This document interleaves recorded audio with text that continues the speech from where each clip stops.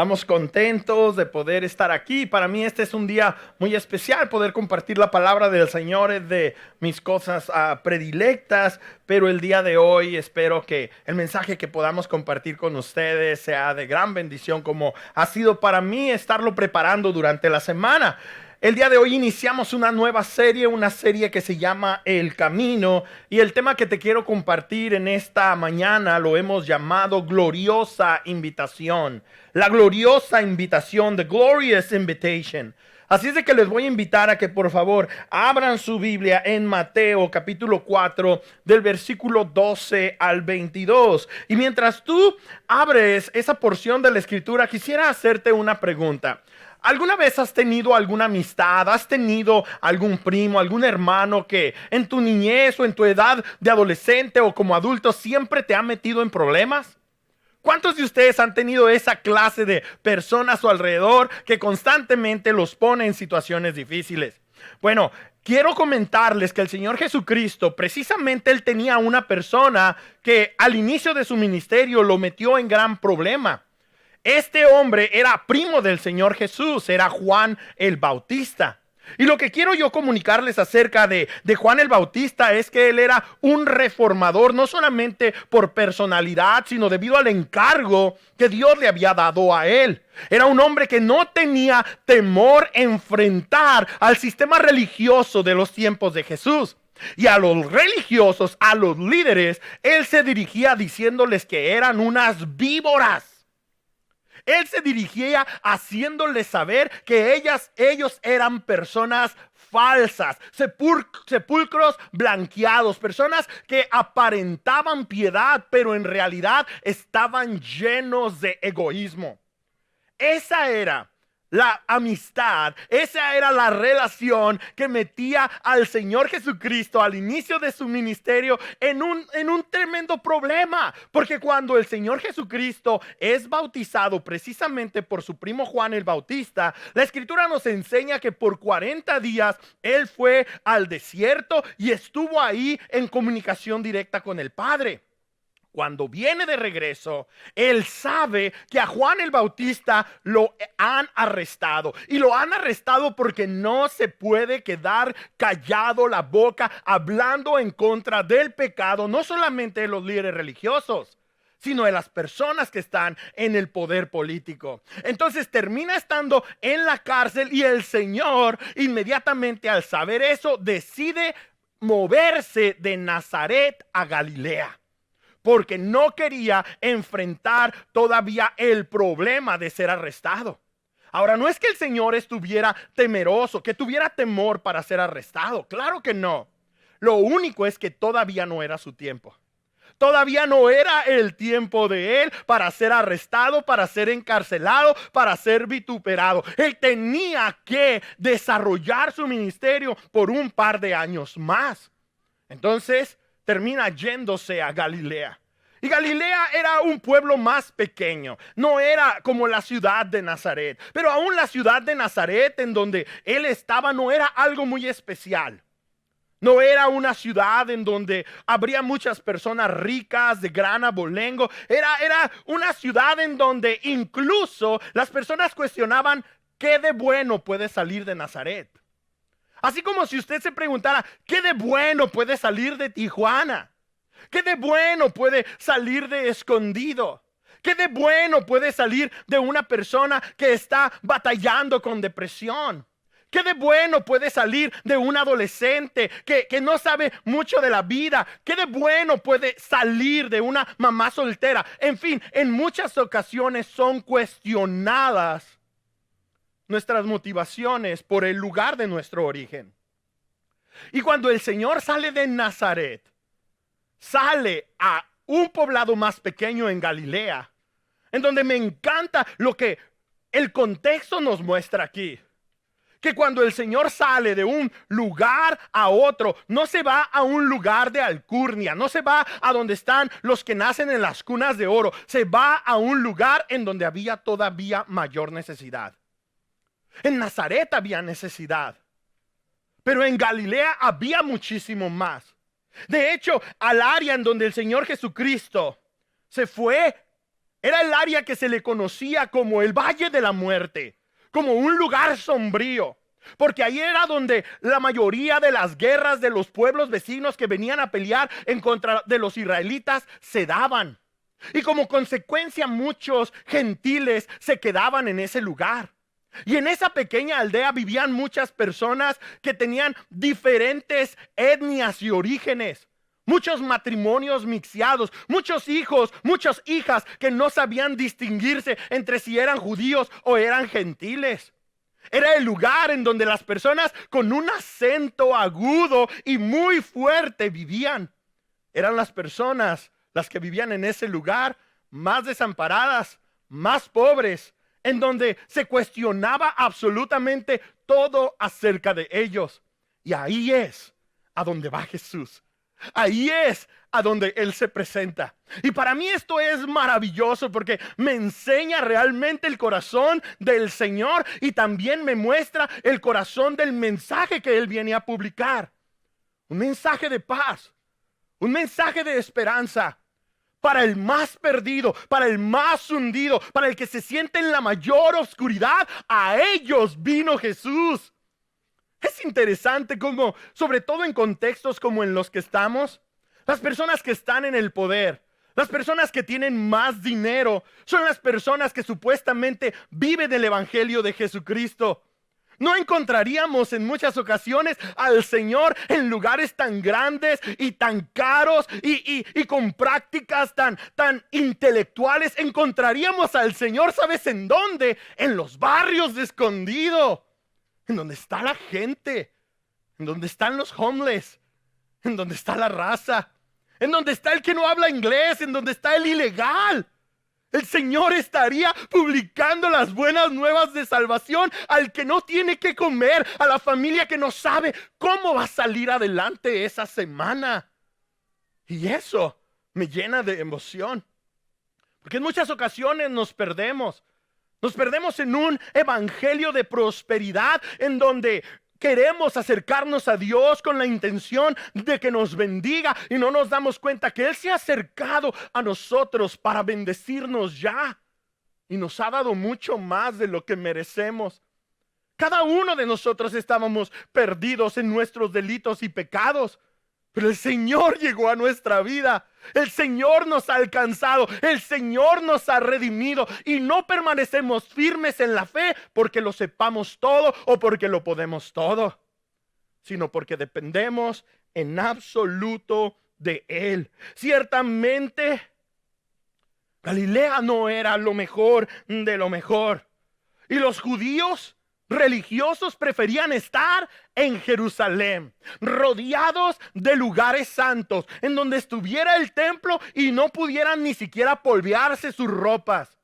Pero Jesús no va a Jerusalén, Él va a Galilea. Él se fue a Galilea while the cool Jews went to Jerusalem. He went to Galilee. Y esto es muy maravilloso, porque el Señor estaba cumpliendo algunas profecías que se habían dado acerca de Él. Él andaría entre la tribu de Zabulón, Él andaría entre la tribu de Neftalí. Es lo que decía Isaías. Y cuando el Señor va a Galilea, ahí es donde se presenta. Ahí donde el profeta hace 600 años dijo que el Señor iba a estar. Ahí está Jesús y comienza a predicar el mensaje de arrepentimiento. En el versículo 16 dice: el pueblo que habitaba en la gran oscuridad ha visto una gran luz. Sobre los que vivían en densas tinieblas, la luz ha resplandecido. En esos lugares en donde había mucha opresión, mucha pobreza, mucha necesidad, en esos lugares estaba Jesús siendo la luz del mundo.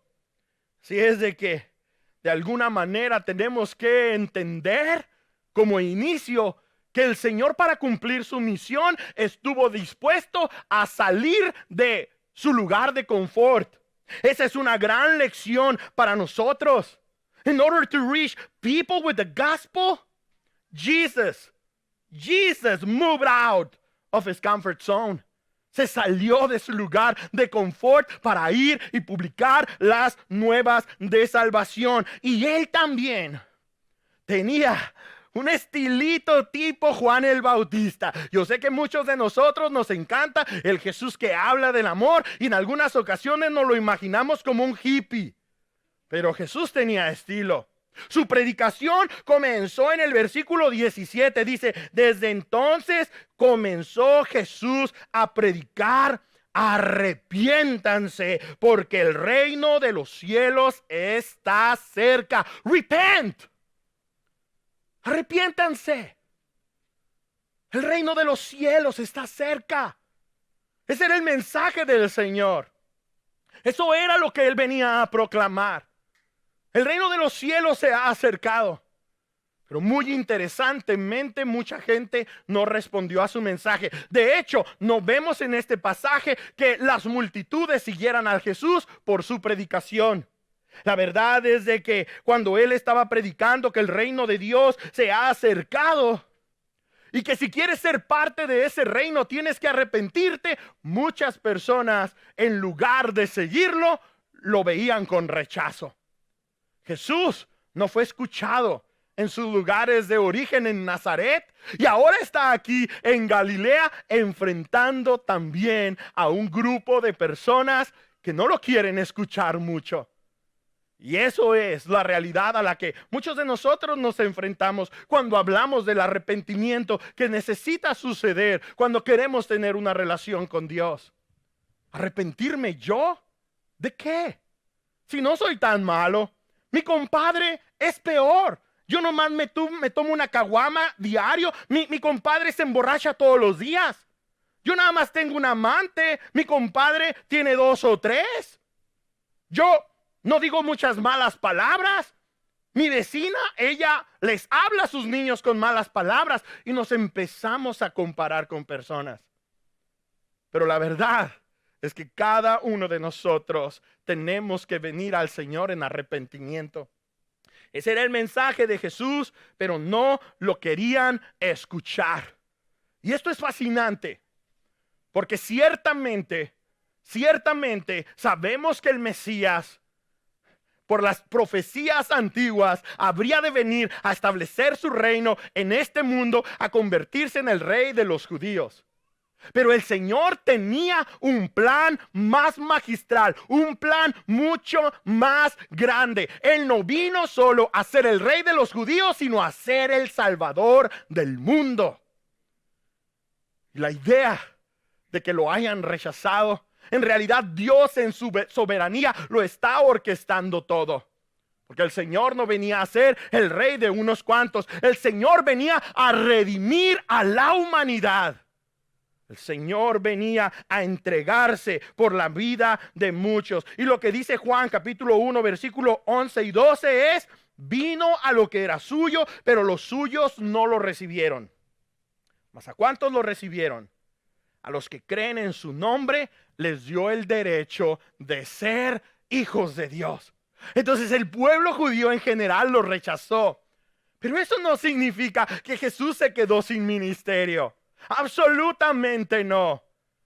Hubo quien lo recibió. Y entre esos estamos contados tú y yo. Ahora, no significa que cuando el Señor vino a este mundo, su ministerio fue completamente algo que no trajo mucho éxito. En realidad, el Señor tuvo éxito con algunos cuantos judíos. Y de acuerdo a lo que estamos viendo en este pasaje de Mateo, es que cuando el Señor estaba caminando por el mar de Galilea, se encontró a un par de ellos. Se encontró a un par de hombres llamados Andrés y Pedro. Y la escritura nos enseña que les dice en el versículo 19: vengan, síganme, les dijo Jesús. Síganme. Eso fue lo que el Señor le dijo a un par de pescadores, a un par de hombres que estaban ya también siendo enfrentados por el Señor Jesucristo. Y esto me hace a que lleguemos a la conclusión en lo que se refiere nuestro primer punto. El Señor Jesús siempre nos invita a estar con Él. Jesus is inviting us to be with him. Ese es el deseo de su corazón. Y como seguidores del Señor, es lo que debemos nosotros de saber y responder de la misma manera. Si Él quiere estar conmigo, yo tengo que buscar querer estar con Él. Yo tengo que anhelar, yo tengo que desear estar también con Él. Les dice, vengan, síganme, les dijo Jesús, y yo los haré. Y quiero detenerme ahí también, para que veamos nuestro segundo punto. Porque nuestro segundo punto dice, Jesús nos invita a ser como Él. Jesus is inviting us to become like Him. Entonces no solamente nos dice que quiere que estemos con Él, sino que nos invita a ser como Él. Y eso es lo que vemos en esa pequeña juego de palabras que dice, y los voy a hacer. Él va a desarrollar un trabajo. Él va a estar elaborando, desarrollando un plan para que nuestras vidas se conviertan cada vez más como la vida de Él. Y luego termina el versículo diciendo lo siguiente: vengan, síganme, les dijo Jesús, y los haré pescadores de hombres. Los haré pescadores de hombres. En otras palabras, Jesús los estaba invitando a hacer lo que Él se estaba proyectando a hacer. Lo que Él ya estaba haciendo. Entonces, ese es el llamado de Jesús a nuestra vida. Primero, Él quiere estar con nosotros y anhela que tú y yo querramos estar con Él. Segundo, Él quiere que nosotros seamos como Él. Y tercero, Él quiere que nosotros aprendamos a hacer lo que Él hizo. Jesus is inviting us to do as He did. Que seamos pescadores. Que seamos pescadores de hombres. Que seamos pescadores de mujeres. Que seamos pescadores de niños y adolescentes. Ahora quiero que observes la reacción de los oyentes a la invitación de Jesús. Dice el versículo 20, al instante, di conmigo instante. Al instante dejaron las redes y lo siguieron. Prontito, rapidito, dejaron todo lo que tenían y siguieron al Señor.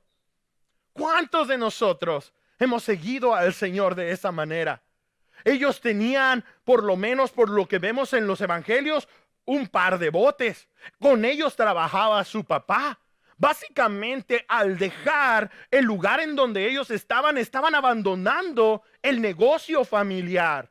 Tenían familias que alimentar, pero al momento en el que el Señor les llamó y les dijo, síganme, dejaron todo para ir y seguirlo a Él. Esto es fascinante.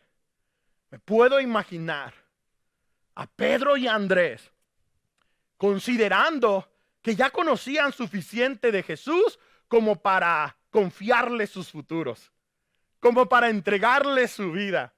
Y es que no son unos novatos. No es la primera conversación que ellos tienen con Jesús. Andrés había sido un discípulo del primo de Jesús, de Juan el Bautista. Y cuando Juan el Bautista dice, he aquí el Cordero de Dios que quita el pecado del mundo, Andrés dejó de seguir a Juan y empezó a seguir, adivinen a quién, a Jesús.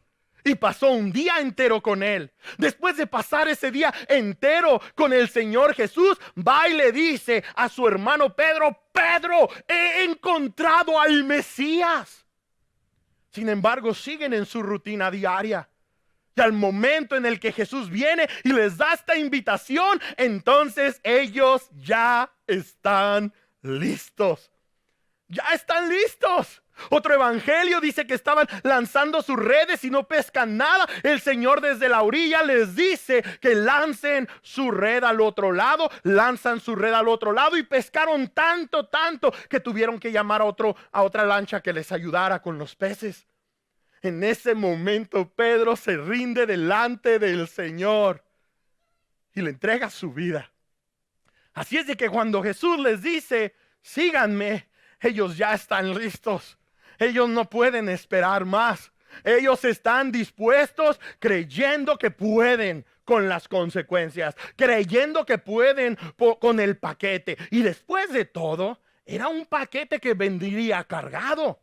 Vendría cargado con la idea de que si Él es el rey y establece su reino, yo voy a ser gobernador de Judea. Yo voy a ser gobernador de Nazaret, o por lo menos el de Galilea. Iban muy inocentes los pobres. Y el resto de la historia, si tú y yo somos cristianos y tenemos un conocimiento de lo que dice la palabra del Señor, ya podemos concluir en cómo terminó el ministerio de estos hombres junto con los demás discípulos mientras seguían al Señor. Ellos creían que lo iban a poder hacer. Ellos creían que iban a poder seguir al Señor de cerca. Pero llegó el momento en el que de nuevo los problemas enfrentaron a Jesús. Y empezó a ser Él una piedra en el zapato para las personas en la autoridad religiosa, para las personas en los lugares públicos. Y cuando arrestan al Señor, ¿en dónde terminaron sus seguidores? Huyendo por todos lados. Fallaron terriblemente. Y ese es el problema con el discipulado. El problema con los discípulos de Jesús es que es un paquete muy grande con el que no podemos. El problema con seguir a Jesús es que no es nada sencillo. Es algo que requiere mucho. Que requiere que dejemos todo atrás y lo sigamos solamente a Él. Que vivamos constantemente cerca de Él. Y déjame decirte que aún para estos discípulos la invitación de Jesús fue una invitación muy emocionante. The invitation that Jesus gave them was so exciting for them. But it was so big. Era muy grande. Y ellos pensaban que lo iban a poder hacer. Ciertamente Juan el Bautista era el camino para el Padre y Jesús es el camino. Fue muy emocionante para ellos. Sin embargo, no pudieron.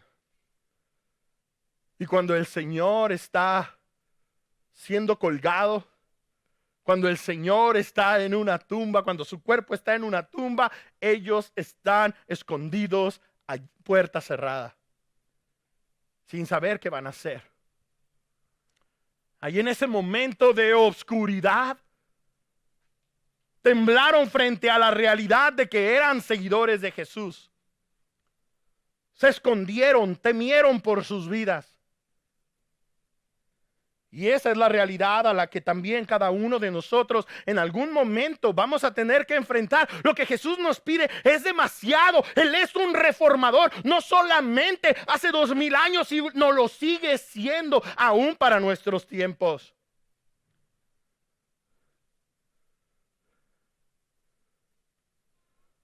Seguirlo no es tan fácil. Ahora ciertamente la historia de Andrés y de Pedro se convirtió en una historia patética, en una historia muy triste.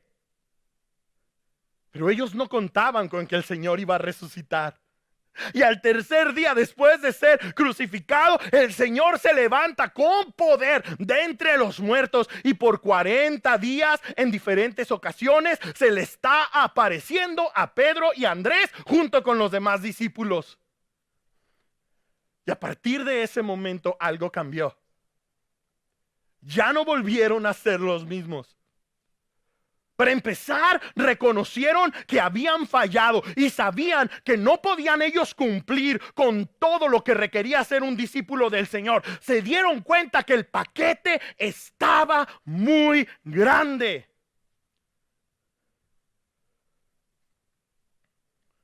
Estaba muy grande. No era nada sencillo. Ahora el Señor ya les había dicho: yo me voy a ir, pero no los voy a dejar huérfanos. Cuando yo me vaya, el Padre va a enviar al Santo Espíritu. Y el Santo Espíritu los va a guiar a toda verdad y a toda justicia. Y mientras el Señor se les está apareciendo a sus discípulos, a sus seguidores, en diversas ocasiones les recuerda que se queden en Jerusalén por un tiempo más, porque algo va a suceder. 40 días después de su crucifixión, el Señor Jesucristo asciende al cielo. Y 10 días después de que Él asciende al cielo, la Escritura nos enseña que en el día de Pentecostés, el Espíritu Santo, la tercera persona de la Trinidad, Dios mismo viene y visita y bautiza y sella a un grupo de personas, a estos discípulos, para que empiecen a ser testigos del Señor. Y ese día, los hombres que antes de esa ocasión, unos 40, 50 días antes, estaban todos estresados, estaban todos atribulados, se sentían todos destruidos. Ese día empezaron a hablar el evangelio aún en idiomas que ni ellos entendían. Y Pedro, aquel hombre al que el Señor le dijo sígueme, pero eventualmente lo negó cuando estaba el Señor siendo arrestado, ahora se convierte en un gran predicador, y en su primer predicación miles de personas vienen al Señor. ¿Qué es lo que está sucediendo? ¿Cuál es la diferencia aquí entre el Pedro que está predicándole a las multitudes y el Pedro que está escondido a puerta cerrada? ¿Qué ha cambiado en 3 años? En donde primero él piensa que lo puede hacer todo, al darse cuenta que sin él siquiera esforzarse para hacer mucho, el Señor hace grandes cosas a través de él. Es que no está solo. Es que el Espíritu de Dios ahora está en él. Y la Escritura nos enseña que cada seguidor del Señor, a partir de ese momento, cada persona que está dispuesta a seguir a Jesús, cada creyente es receptor del Espíritu de Dios. El Espíritu de Dios viene y habita en esa persona. Y no es un diosito pequeñito. Él es el Señor. El Espíritu Santo es Dios. Y Él habita en el creyente. Y empodera a Pedro en esa ocasión y por el resto de su ministerio para ser testigo del Señor en Jerusalén, en Judea, en Samaria y hasta lo último de la tierra. Pedro se convierte en un hombre dependiente del Señor, que ahora es capaz de ser parte de este nuevo movimiento que se está dando, un movimiento a lo cual los primeros cristianos, de acuerdo al libro de los Hechos, se referían como el camino. Ellos son seguidores del camino. Ellos son discípulos del camino. Y esto seguramente es lo que ellos escucharon del Señor cuando dijo en Juan 14:6, yo soy el camino. Yo no vengo a preparar el camino, yo soy el camino, la verdad y la vida. Nadie viene al Padre si no es por mí. Y entonces ahora estos discípulos se convierten en seguidores del camino, en seguidores de Jesús. Ahora y por alrededor de 2000 años después, sigue habiendo seguidores del camino alrededor del mundo. Sigue habiendo seguidores de Jesús. Y aunque Él no está caminando en este mundo, aunque a Él no lo vamos a encontrar aquí en las calles de escondido, podemos nosotros atestiguar que Él sigue haciendo un llamado a seguirlo. He's still inviting people to come and follow Him. Y la pregunta es, ¿lo estás siguiendo?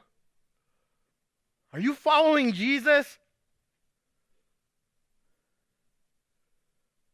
Sigue dándonos esa invitación.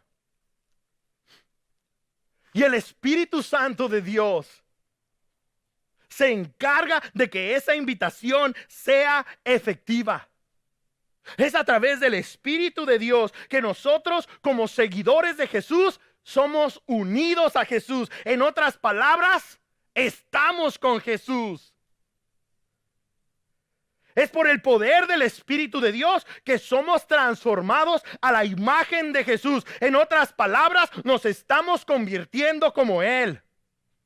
Es por la presencia y el poder del Espíritu Santo que podemos compartir el Evangelio de Jesucristo así como Él lo comenzó a predicar.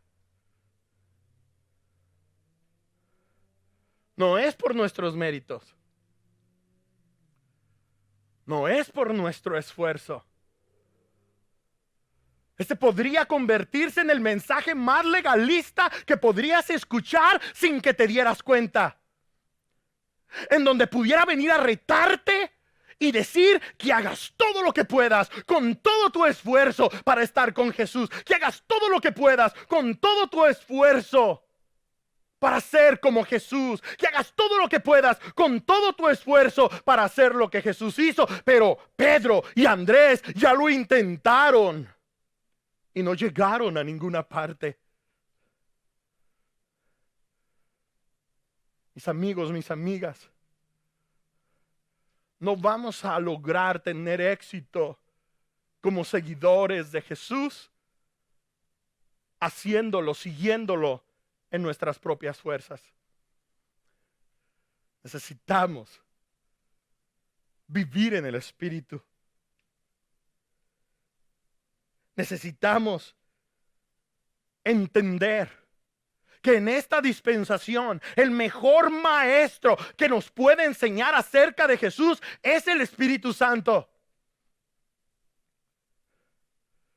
Necesitamos saber que Él está para consolar y para hacer a Jesús irresistible.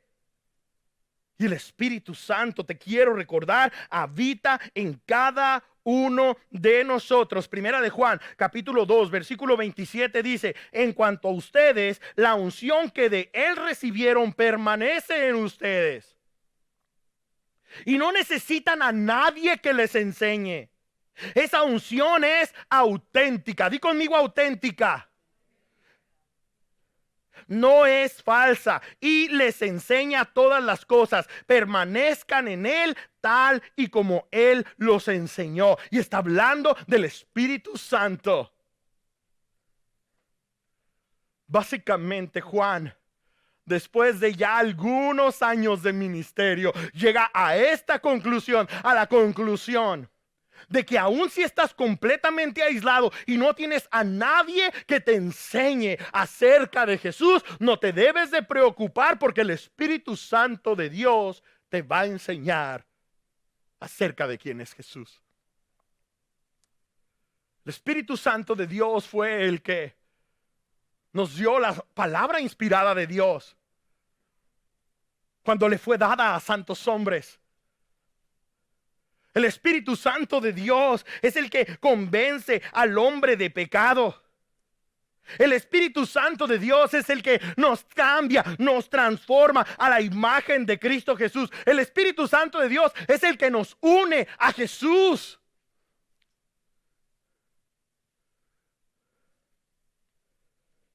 Del inicio hasta el final del trabajo que se está haciendo en nuestras vidas, el que lleva el mérito es el Espíritu Santo de Dios. Y la realidad es de que el Espíritu de Dios es el que hace el trabajo en la vida del creyente para que el creyente madure y el creyente viva rindiendo muchísimo fruto. Esa es la labor del Espíritu de Dios. En otras palabras, el discipulado no es exitoso por méritos y esfuerzos. El discipulado es exitoso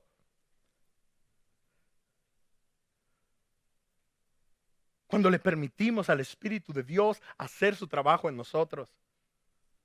Mira como Pablo lo diría en Romanos capítulo 8, versículo 5. Los que viven conforme a la naturaleza pecaminosa fijan la mente en los deseos de tal naturaleza. En cambio, los que viven conforme al Espíritu fijan la mente en los deseos del Espíritu. Entonces, si el Espíritu de Dios es el que lo puede hacer todo, ¿qué es lo que yo debo de hacer? ¿Qué es lo que tú tienes que hacer? ¿Qué es lo que tenemos que hacer nosotros? Tenemos que rendirnos a la dirección del Espíritu de Dios. Y eso, mis amigos, mis amigas, es lo que no hacemos. Eso, mis hermanos, mis hermanas, es lo que nos falta. Algunos de nosotros estamos pensando que el discipulado tiene que ver con cuánta Biblia sé, que el discipulado tiene que ver con cuánta teología sé, que el discipulado tiene que ver en que si voy a la iglesia o no, pero no nos damos cuenta que el discipulado exitoso es dado por el Espíritu de Dios. Y nuestra tarea más grande es vivir rendidos al Espíritu de Dios, como si tuviéramos a Jesús presente en nuestras vidas, física, literalmente, y viviéramos rendidos a su voluntad, viviéramos rendidos a sus sueños, viviéramos rendidos a su misión, viviéramos rendidos a sus ilusiones, viviéramos rendidos completa y absolutamente delante de Jesús. Así tenemos que vivir rendidos delante del Espíritu de Dios. Pero aún esto es algo tan extraño para algunos de nosotros digerir, porque no muchos en nuestros círculos cristianos consideramos al Espíritu de Dios en toda su majestuosidad, en toda su gloria, en toda su autoridad. Mis hermanos, mis hermanas, el Espíritu Santo es Dios. El Espíritu Santo es Señor. Cuando cantamos Yahweh, Yahweh, el Espíritu Santo de Dios está incluido.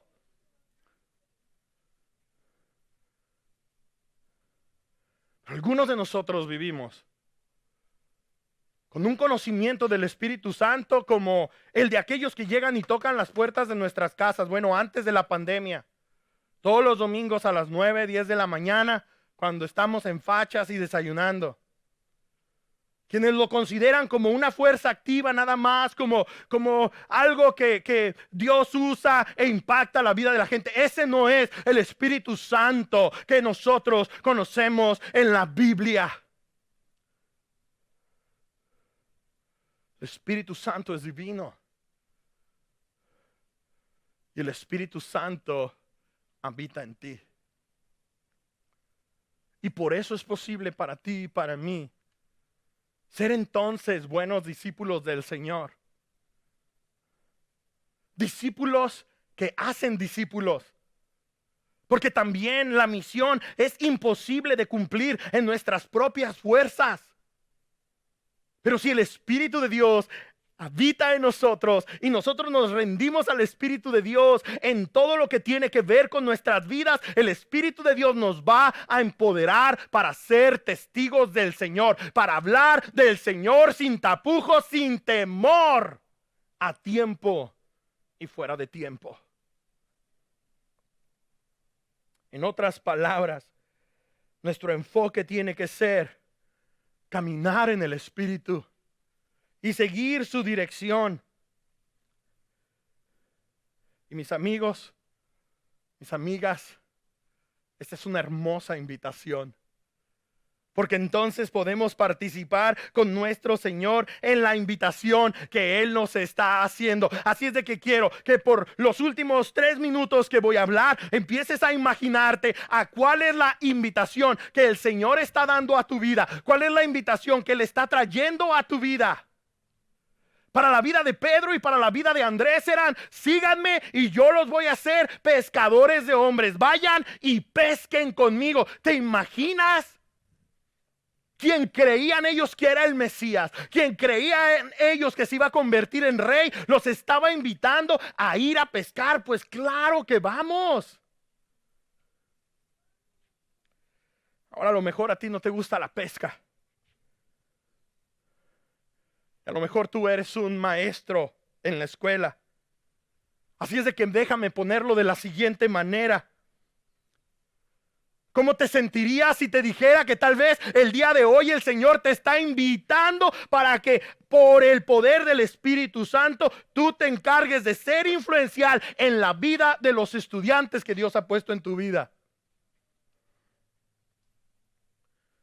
A lo mejor tú eres estudiante. ¿Qué tal si el Señor te está invitando para que hagas un impacto con las buenas nuevas de salvación de nuestro Señor Jesucristo a tus compañeros, a tus compañeras? A lo mejor tú trabajas en la construcción.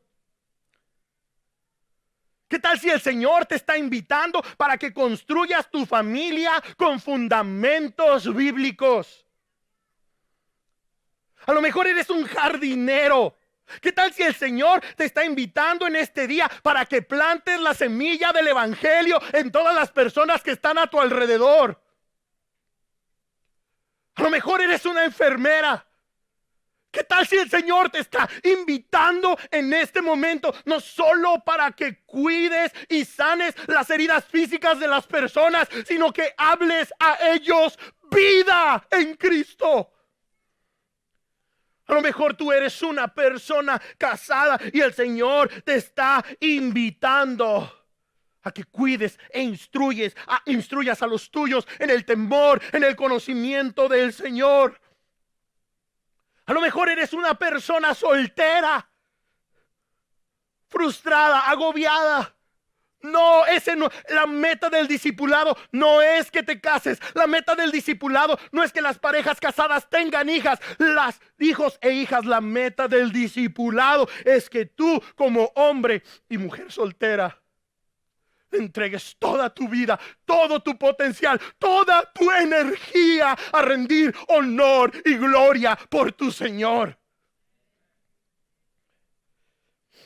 A lo mejor tú eres padre de familia y el día de hoy el Señor te está invitando a que te encargues por primera vez en tu vida por la condición espiritual de tu hogar, a que traigas a ellos constantemente al pan de vida a la mesa. En otras palabras, esto del discipulado no tiene que ser tan complicado. Esto del discipulado no es algo que solamente podemos hacer en el Starbucks con una tacita de café, apartando 1 hora a la semana. Esto del discipulado toca cada membrana de nuestras vidas. Esto del discipulado toca cada área de nuestras vidas. Esto del discipulado significa que yo vivo rendido al Espíritu de Dios para que Dios me pueda usar de una manera que el nombre de Jesús sea exaltado entre todos aquellos que me rodean.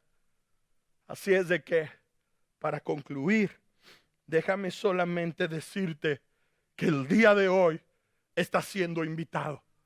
Que el día de hoy estás siendo invitada. Y si tú has estado pensando, no, esto no es para mí, no vas a ser ni el primero y no vas a ser ni el último que ha rechazado una invitación de Jesús. Pero si el día de hoy te rindes por completo a Él, también te prometo que el Espíritu Santo de Dios te va a unir a Jesús. El Espíritu Santo de Dios, por lo tanto, te va a unir a su familia y te vas a convertir en un hijo, en una hija de Dios. Pónganse de pie, por favor.